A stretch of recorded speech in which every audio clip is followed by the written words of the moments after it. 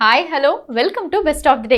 మరి ఈరోజు best of the డేలో కొత్త విశేషాలతో పాటు కొన్ని ఆసక్తికరమైన నిజాలు మరియు చరిత్రలో ఈరోజు జరిగిన ముఖ్య సంఘటనల గురించి తెలుసుకుందాం. Let's start the program. ముందుగా అంతర్జాతీయ వాలంటీర్స్ దినోత్సవం గురించి చెప్పుకుందాం.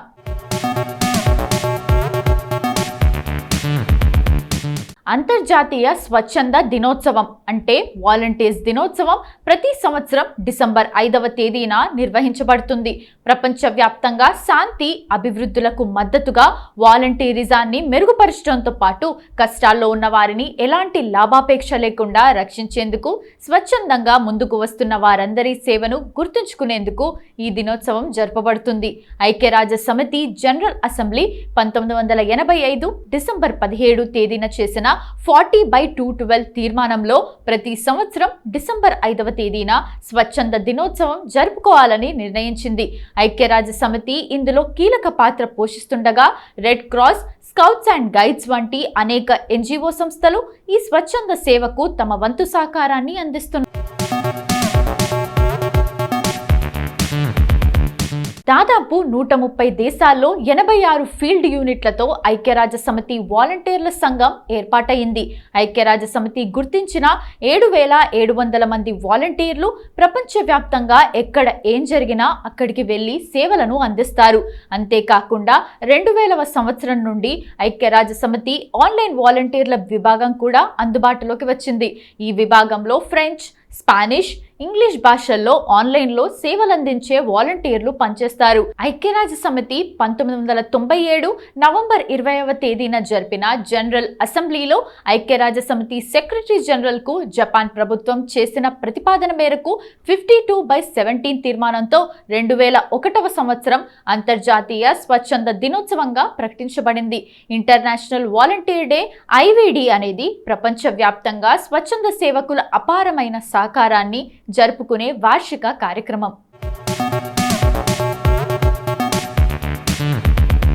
డిసెంబర్ 5న 1985లో ఐక్యరాజ్య సమితి జనరల్ అసెంబ్లీ ద్వారా స్థాపించబడింది. IVD స్వచ్ఛంద సేవకుల నిస్వార్థ ప్రయత్నాలను గుర్తించటమే కాకుండా సుస్థిర అభివృద్ధి లక్ష్యాలను SDGలు సాధించడంలో మరియు స్థితిస్థాపక సంఘాలను నిర్మించడంలో వారి పాత్రను కూడా నొక్కి చెబుతుంది.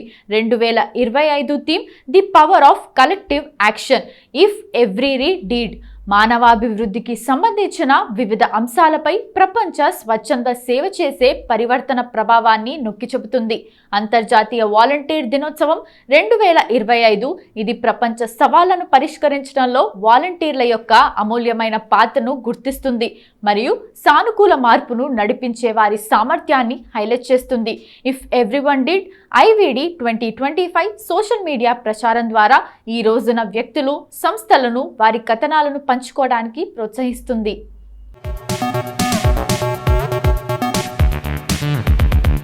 మరింత స్థిరమైన సమగ్ర భవిష్యత్తు కోసం ప్రపంచ ఉద్యమంలో చేరటానికి ఇతరులను ప్రేరేపిస్తుంది. అంతర్జాతీయ వాలంటీర్ దినోత్సవం చరిత్ర. అంతర్జాతీయ వాలంటీర్ దినోత్సవం డిసెంబర్ 1985లో ప్రారంభమైంది. ఐక్యరాజ్య సమితి జనరల్ అసెంబ్లీ ప్రతి సంవత్సరం డిసెంబర్ 5న దీనిని నిర్వహించాలని ఆమోదించింది. ఈ వార్షిక కార్యక్రమం ప్రపంచవ్యాప్తంగా స్వచ్ఛంద సేవకులను సమీకరించడంతో పాటు దేశీయ స్వచ్ఛంద సేవను ప్రోత్సహించడానికి మరియు నిలబెట్టడానికి ఫ్రేమ్ వర్క్లను ఏర్పాటు చేయడానికి భాగస్వాములు, ప్రభుత్వ సంస్థలతో సహకారాన్ని ప్రోత్సహిస్తుంది. అన్ని సంస్కృతులు, భాషలు, మతాల్లో కనిపించే వాలంటీరిజం వారి సమయాన్ని, నైపుణ్యాలను అందించడానికి ప్రజలను ఒకచోట చేర్చి వారి కమ్యూనిటీలకు చెందిన భావాన్ని పెంపొందిస్తుంది.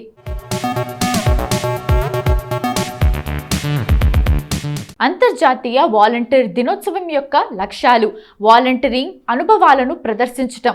వాలంటీర్లు వారి అనుభవాలను, ఉత్తమ అభ్యాసాలను ప్రదర్శించడానికి ప్రోత్సహిస్తారు. జ్ఞానం, నైపుణ్యం, భాగస్వామ్యం ద్వారా మానవ అభివృద్ధిని ప్రోత్సహించడానికి వారి సామర్థ్యాలను బలోపేతం చేసే ప్రణాళికకు దోహదం చేస్తారు.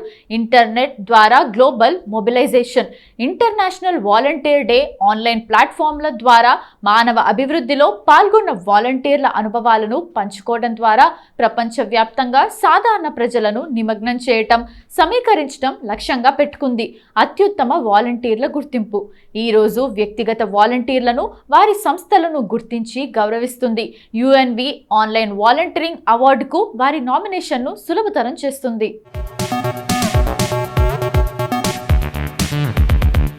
గ్లోబల్ డెవలప్మెంట్ గోల్స్కు దోహదపడటం, పేదరిక నిర్మూలన, సమగ్ర ప్రాథమిక విద్యను ప్రోత్సహించటం, లింగ సమానత్వాన్ని సాధించటం, ప్రసవ రేటును తగ్గించటం, మాతృ ఆరోగ్యాన్ని మెరుగుపరచటం, వ్యాధుల వ్యాప్తిని నిరోధించటం, ఆరోగ్యకరమైన జీవన వాతావరణాన్ని నిర్ధారించడంలో వాలంటీర్లు చురుగ్గా సహకరిస్తారు.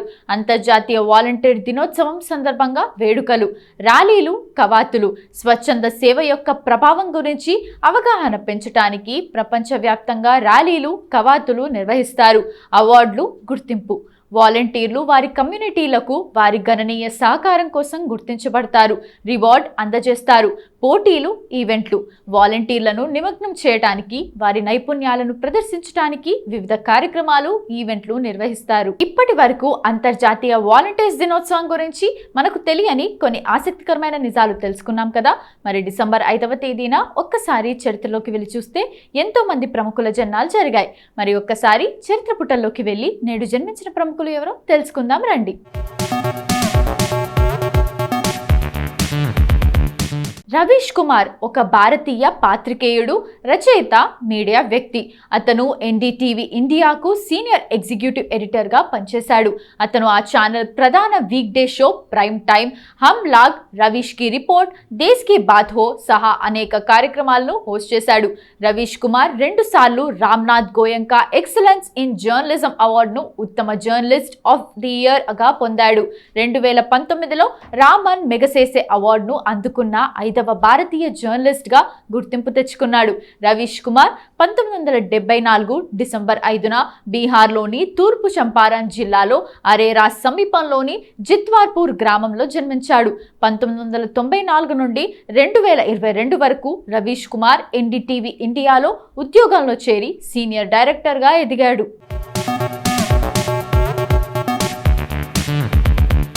పాయల్ రాజ్పుత్ భారతీయ సినీ నటి. పాయల్ రాజ్పుత్ 1990 డిసెంబర్ 5న న్యూఢిల్లీలో జన్మించింది. తల్లిదండ్రులు విమల్ కుమార్ రాజ్పుత్, నిర్మల్ రాజ్పుత్. పాయల్ రాజ్పుత్ తన తల్లిదండ్రులతో కలిసి ముంబైలో నివసిస్తుంది.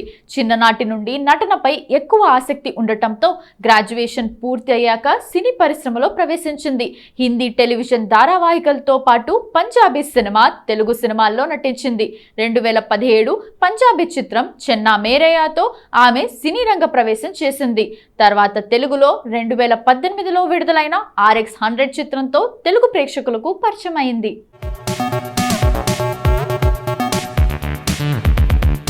శిఖర్ ధావన్ భారతీయ క్రికెట్ ఆటగాడు, ఎడమ చేతి వాటం ఓపెనింగ్ బ్యాటర్. అతను ఇండియన్ ప్రీమియర్ లీగ్లో పంజాబ్ కింగ్స్కు కెప్టెన్. ఫస్ట్ క్లాస్ క్రికెట్లో ఢిల్లీ తరపున ఆడతాడు. 2013 ఛాంపియన్స్ ట్రోఫీ, 2015 ప్రపంచ కప్, 2017 ఛాంపియన్స్ ట్రోఫీల్లో ధావన్ భారతదేశం తరపున అత్యధిక పరుగుల రికార్డు సాధించాడు. ఐపీఎల్ చరిత్రలో వెంటనే 2 సెంచరీలు సాధించిన తొలి ఆటగాడు. 2013 ఐసీసీ ఛాంపియన్స్ ట్రోఫీలో అతని విన్యాసాలకు player of the tournament award అందుకున్నాడు. 2018 ఆసియా కప్లో ధావన్ టోర్నమెంట్లో టాప్ స్కోరర్గా నిలిచి ప్లేయర్ ఆఫ్ ది టోర్నమెంట్గా ఎంపికయ్యాడు. ధావన్ 2010 అక్టోబర్లో విశాఖపట్నంలో ఆస్ట్రేలియాపై వన్డే అంతర్జాతీయ పోటీల్లోకి ప్రవేశించాడు. శిఖర్ ధావన్ 1985 డిసెంబర్ 5న ఢిల్లీలో పంజాబీ హిందూ ఖత్రీ కుటుంబంలో సునైనా మహేంద్ర పాల్ ధావన్ దంపతులకు జన్మించాడు.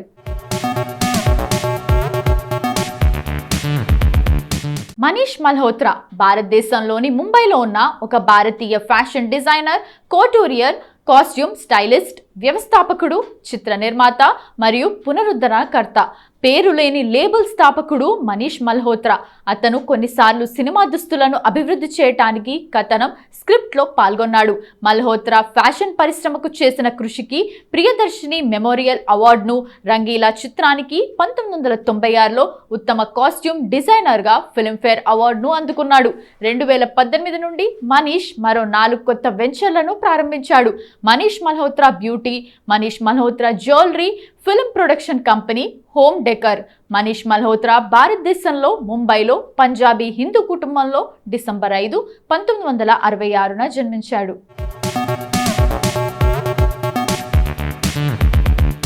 షేక్ మొహమ్మద్ అబ్దుల్లా జమ్మూ కశ్మీర్ రాజకీయాల్లో ప్రధాన పాత్ర పోషించిన భారతీయ రాజకీయ నాయకుడు. అబ్దుల్లా ఆల్ జమ్మూ కశ్మీర్ ముస్లిం కాన్ఫరెన్స్ యొక్క వ్యవస్థాపక నాయకుడు.